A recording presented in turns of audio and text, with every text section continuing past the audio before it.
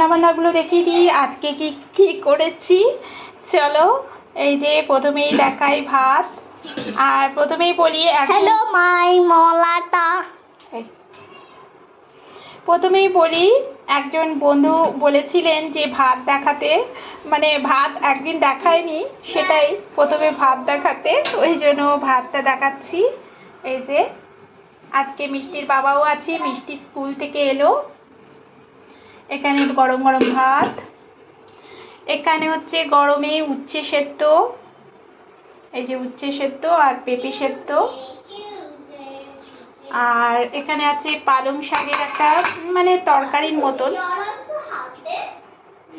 একটা কুমড়ো, মিষ্টি আলু, বরবটি সব দিয়ে একটা ঘ্যাটের মতন, এটা শাকের এটা।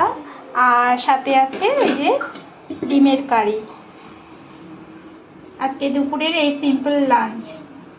ডাল করিনি আজকে, ডাল স্কিপ, ডালটা সন্ধেবেলা করতেই হবে, এখন ঝোল আছে, হয়ে যাবে।